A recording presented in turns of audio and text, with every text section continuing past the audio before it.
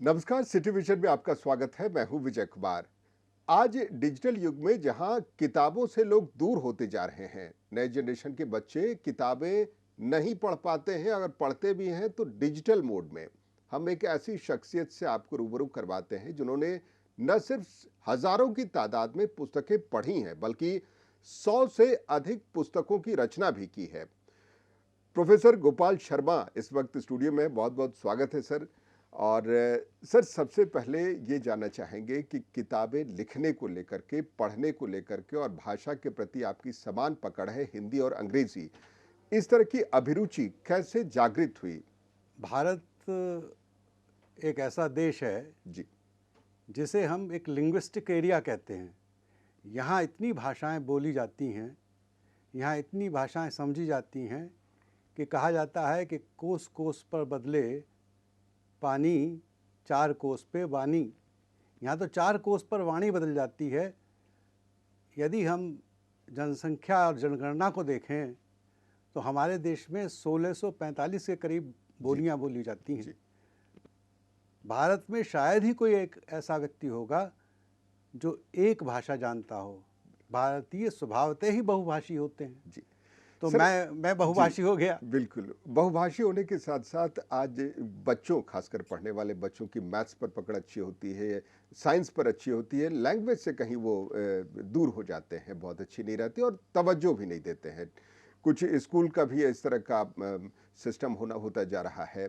तो आपसे जानना चाहेंगे कि बचपन से भाषा को लेकर के लगाव था, या फिर कहीं से प्रेरणा मिली कि नहीं, मुझे भाषा या किताबें पढ़नी चाहिए, ये जीवन का आदर्श है और वास्तव में जीवन जीने का एक तरीका सिखाती है साहित्य और बाकी पुस्तकें?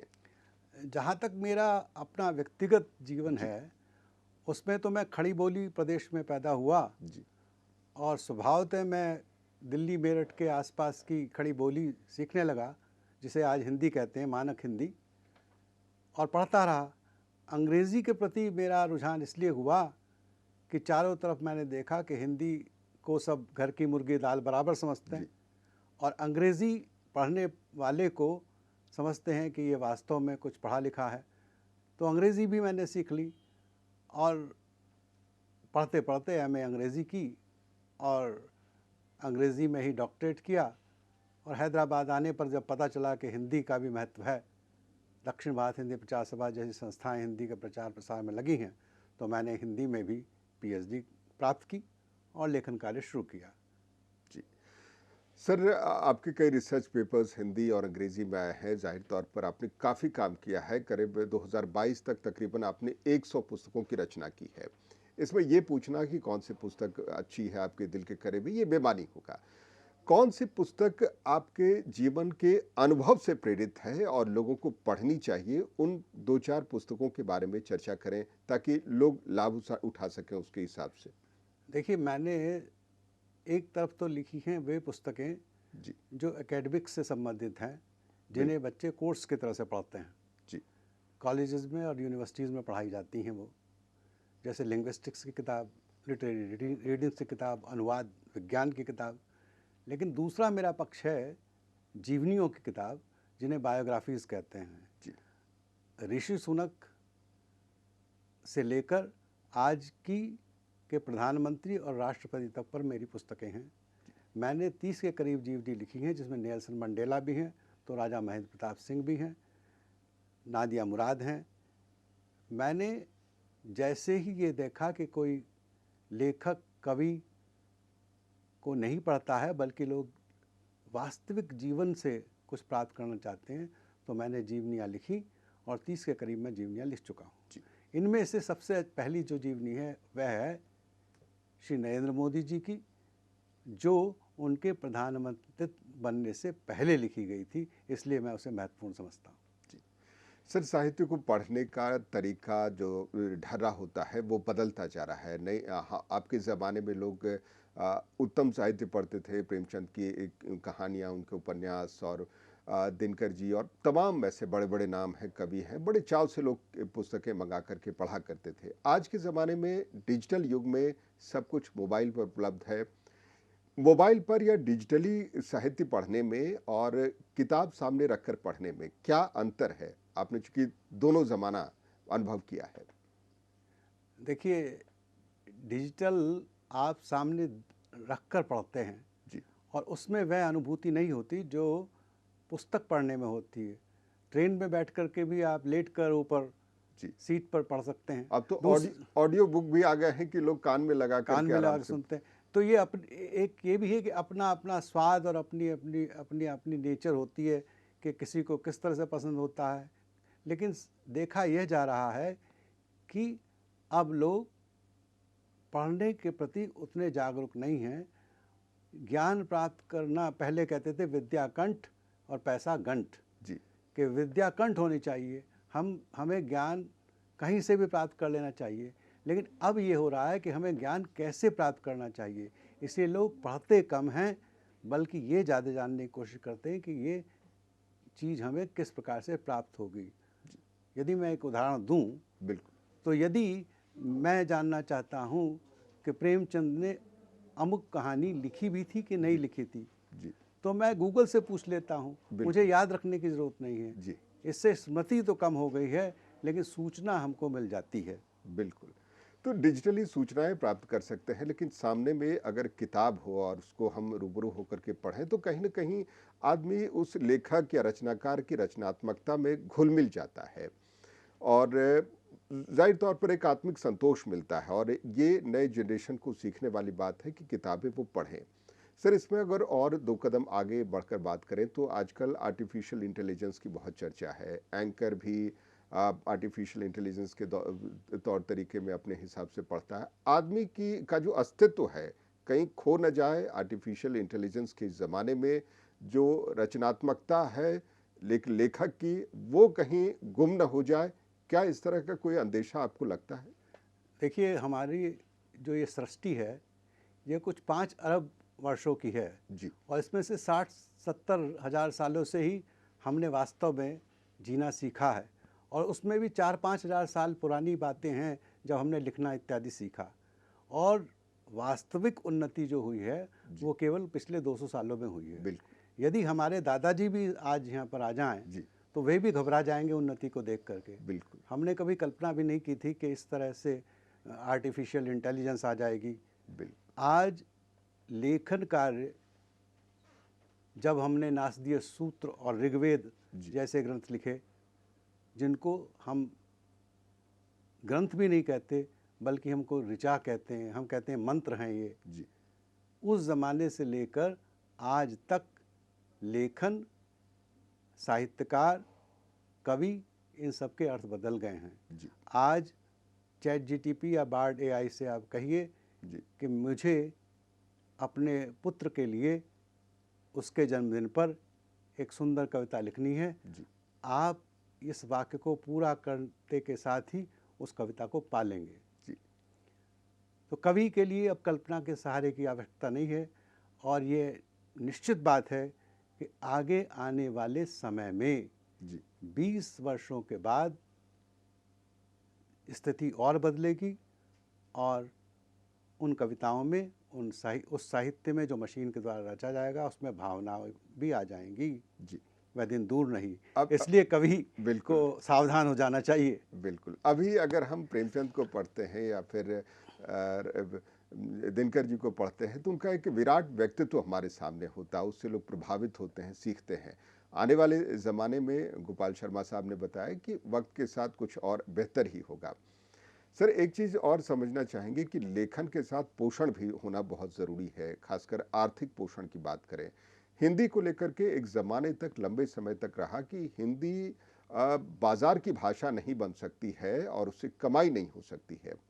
अब क्या परिस्थिति है, जबकि ग्लोबलाइजेशन के इस ज़माने में कोई सामान बेचने वाले के लिए चाइना को भी हिंदी में मार्केटिंग करनी पड़ती है या फिर बाकी देशों को भी।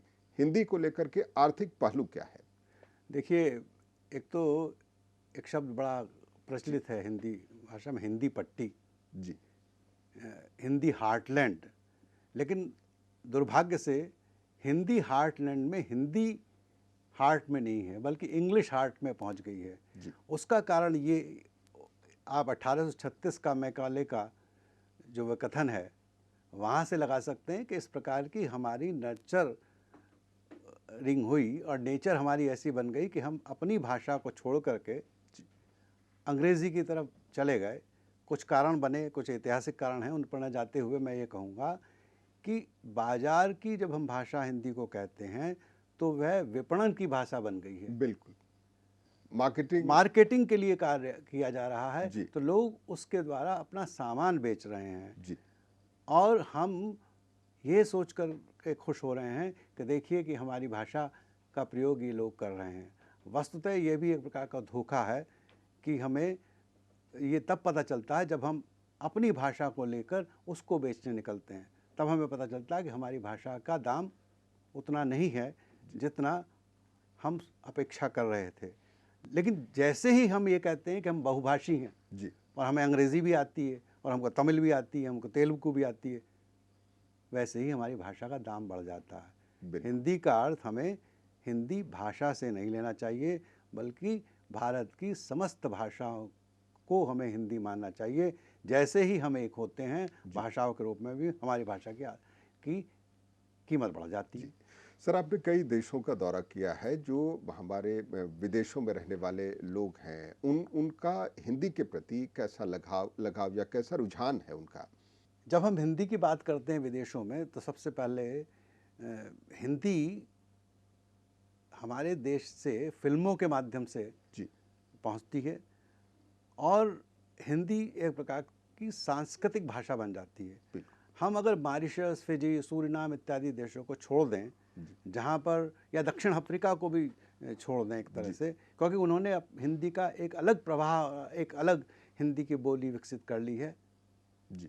तो जिन देशों में भारतीय फिल्में देखी जाती हैं वहाँ पर हिंदी के प्रति लोगों का आकर्षण है, जिज्ञासा है।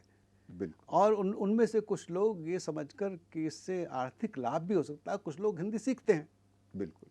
और बॉलीवुड की कई फिल्में नेपाल, पाकिस्तान में बड़े चाव से देखी बिल्कुल, जाती है और किसी ज़माने में राज कपूर की फिल्में रशिया में बड़ी पॉपुलर हुआ करती थी।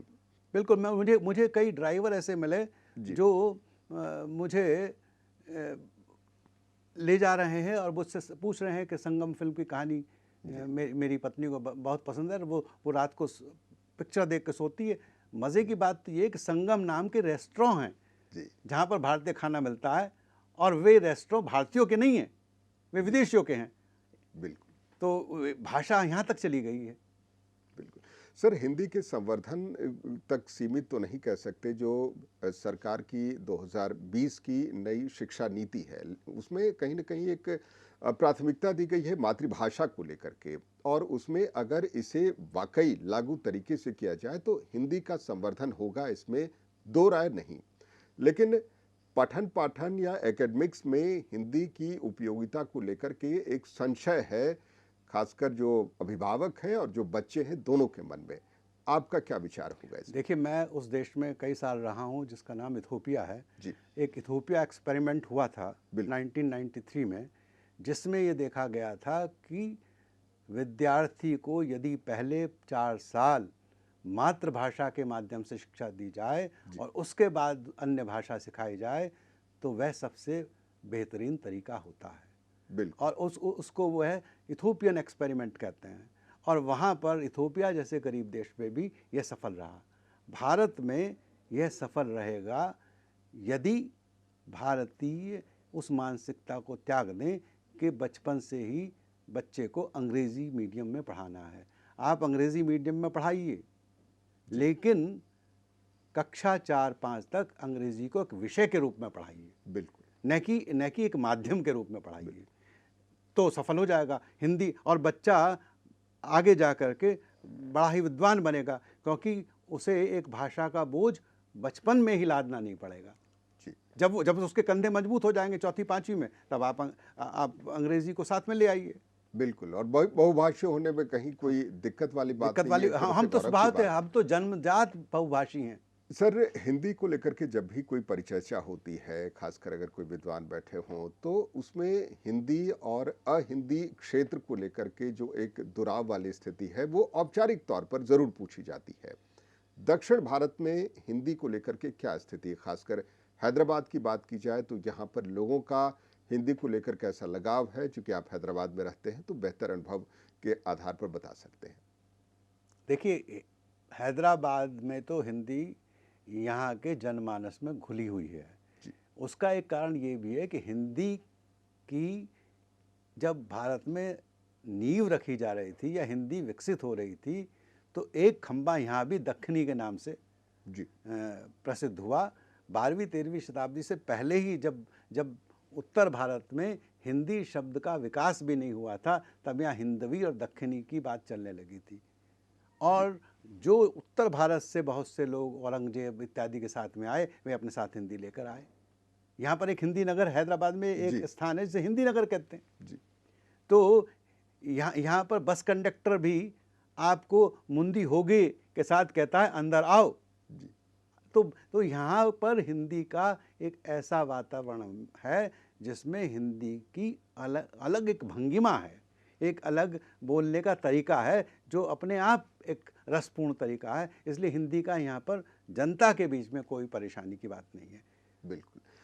व्यक्तिगत तौर पर गोपाल शर्मा साहब की बात करें तो सर, आप उनके बारे में जहाँ तक मैंने पढ़ा या सुना कि स्कूली जीवन में शायद भाषा पर उतनी अच्छी पकड़ नहीं थी। मार्क्स कैसे आते थे सर? बाद में कैसे फिर आपने डेवलप किया कि नहीं, लैंग्वेज को लेकर के थोड़ा अटैचमेंट, कुछ रचनात्मकता होनी चाहिए लाइफ में?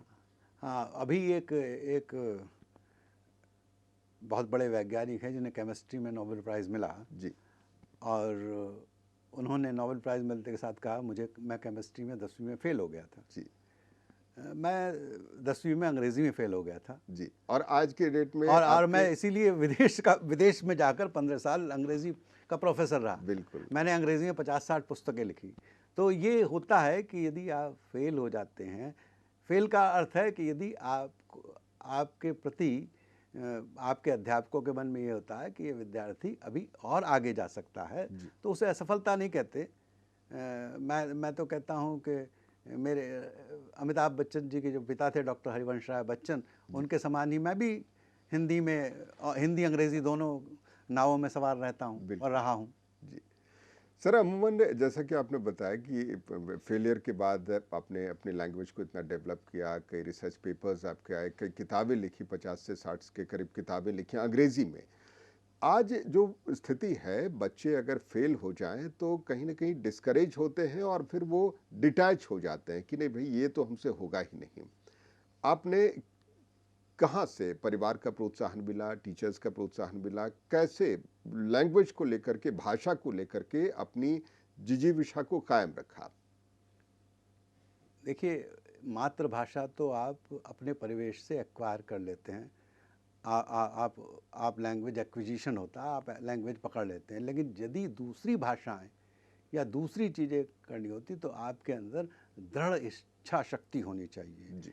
आपके अंदर वह आग होनी चाहिए कि मैं इसको करूँगा, ये मेरे लिए एक चैलेंज है। उसको चुनौती की तरह से लेना चाहिए, चाहे वो किसी भी विषय में हो, और यह समझना चाहिए कि इसमें मेरी लोग सहायता करेंगे लेकिन मेरे लिए कोई कार्य नहीं करेगा। मुझे अपने पैरों पर स्वयं खड़ा होना होगा। आपने देखा होगा कि एक फिल्म में एक बच्ची एक दूसरे बच्चे को कहती है रन,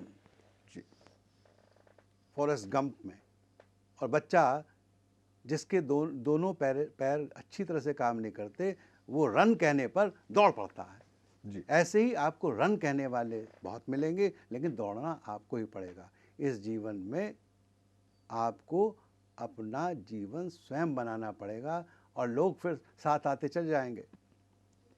जैसा कि एल्केमिस्ट के राइटर कहते हैं कि दुनिया, यदि आप कुछ चीज़ को शिद्दत से चाहते हैं तो सारी दुनिया, सारी कायनात आपको उसे प्रदान करने के लिए हर संभव प्रयास करती है, आपको सफलता मिलती है।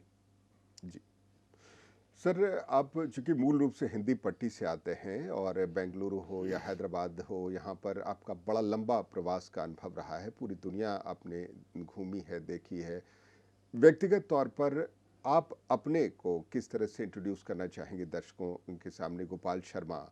गोपाल शर्मा ने इतनी मेहनत की, बहुत सारी किताबें लिखी, बहुत अप्रिसिएशन मिला, आपका एक एकेडमिक का बहुत शानदार करियर रहा है। लाइफ में, जीवन में आपने जो कुछ अचीव किया, उसमें जो एक संतुष्टि मिलती है उसको कैसे व्यक्त करेंगे? खासकर एक रचनाकार के लिहाज से। मैं अपनी पुस्तकों में एक पंक्ति दिया करता हूँ, जी, दक्षिण के हिंदी साहित्यकारों में यथा योग्य पहचान और प्रतिष्ठा। जी, मुझे एक सौभाग्य मिला कि मैं किसी भी प्रकार के प्रलोभन या पुरस्कारों से दूर रहा हूँ। बिल्कुल। दूसरी बात ये कि एक रचनाकार को आनंद रचना करते समय प्राप्त होता है। जब रचना हो जाती है उसके बाद वह डेथ ऑफ द ऑथर कहलाती है। लेखक का उसी क्षण मरण हो जाता है, वह पाठक की हो जाती है। जी, ये मैं बार बार कहा करता हूँ, मेरी हर पुस्तक मेरे नाम से नहीं बिकती, बल्कि उस पर चित्र किसी और का होता है। जो इसलिए मैं नहीं बल्कि पाठक मेरे मेरे परिचय देने वाले हैं। मेरा परिचय यही है कि मेरे बहुत से पाठक हैं। जी। सर, एक चीज़ और समझना चाहेंगे, इस डिजिटल युग में अगर कोई लेखन करना चाहता है तो ई बुक, ऑडियो बुक और बहुत सारी ऐसी तकनीकें आ गई हैं जिसमें कम खर्च में लोग अपनी बात, अपनी रचना तो तक श्रोता या पाठक या दर्शक तक पहुंचा पाते हैं।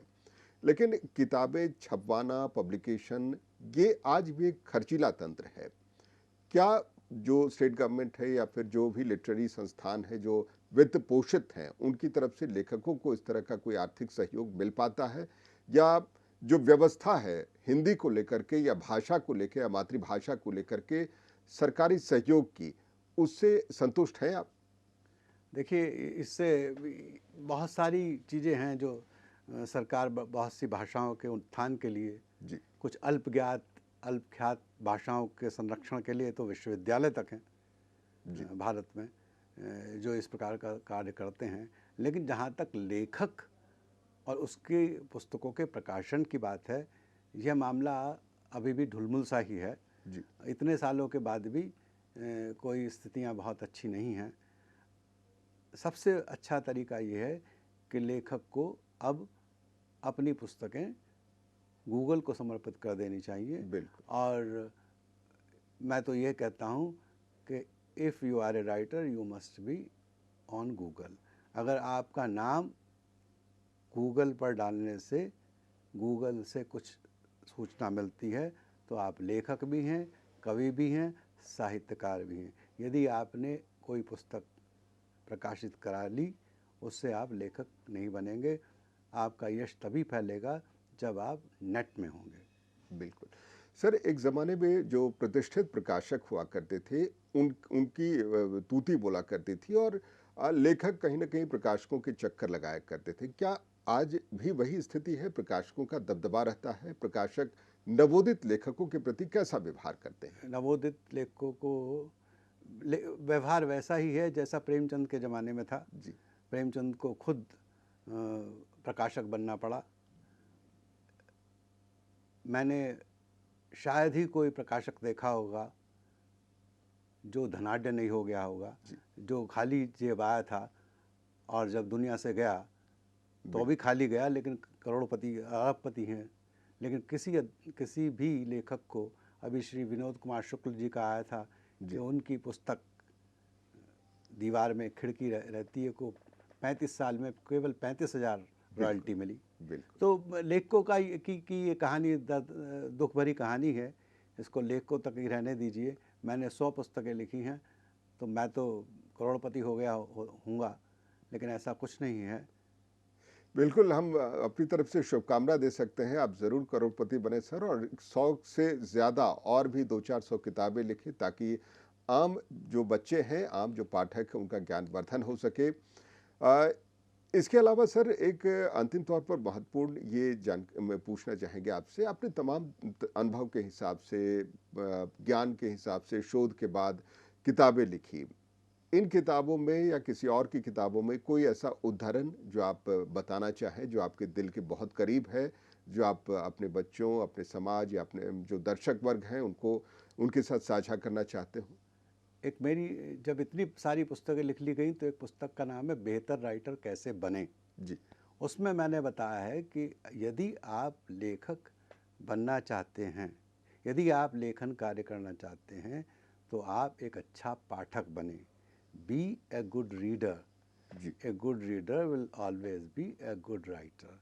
यही मेरा संदेश है सुनने वालों को कि यदि आपके मन में ज़रा भी महत्वाकांक्षा है कि आप भी लेखक साहित्यकार बने, तो एक अच्छा पाठक बनिए, क्योंकि पढ़ना ही तो लिखना है। जब आप पढ़ रहे होते हैं तो आपका मस्तिष्क लिख रहा होता है, और जो मस्तिष्क पर लिखने की छाप पड़ती है वो कभी फीकी नहीं पड़ती।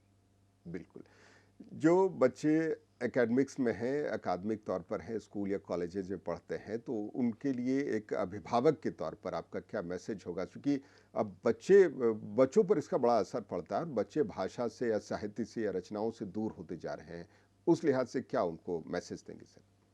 एक तो ये है कि एक ज़माने में शिक्षक या गुरु का बड़ा स्थान होता था। वह स्थान कई कारणों से अब वैसा नहीं है। अब गुरु को केवल संस्कृत श्लोकों में ही गुरु ब्रह्मा गुरु विष्णु कहते हैं, लेकिन गुरु का स्थान केवल नॉलेज गिवर का हो गया है। आज विद्यार्थियों को अपनी शिक्षा दीक्षा का भार स्वयं वहन करना होगा। They are responsible for their own education and knowledge. Don't depend on everyone on others. माता पिता, गुरु और समाज आपको सुविधा संपन्न बनाएगा। आपको अपनी हाथों में अपनी बागडोर संभालनी होगी। बिल्कुल। तो डॉक्टर प्रोफेसर गोपाल शर्मा से लंबी बातचीत हुई साहित्य को लेकर के, और ये बिरले ही आप इस तरह का सोच सकते हैं कि 100 पुस्तकें रचना करने में उनको कितनी मेहनत करनी पड़ी होगी और कितना शोध, कितना ज्ञान अर्जित करना होता होगा। और जाहिर तौर पर आप एक बेहतर लेखक तभी बन सकते हैं जब आप एक अच्छे पाठक हों। सबसे पहले अगर आपकी रचनाओं में रुचि है तो आप पढ़ना सीखिए, किताबें खोल करके पढ़ें, और जाहिर तौर पर दिल के करीब होंगे लेखक और आप बेहतर अपने आप में ग्रहण कर सकते हैं रचनाकार की मूल भावना को। तो बहुत बहुत धन्यवाद गोपाल शर्मा साहब इस आपका पूरी बहुत बहुत बातचीत के धन्यवाद। लिए। आपने इतनी देर शांतिपूर्वक और पेशेंस से मुझे सुना। सभी को धन्यवाद। नमस्कार।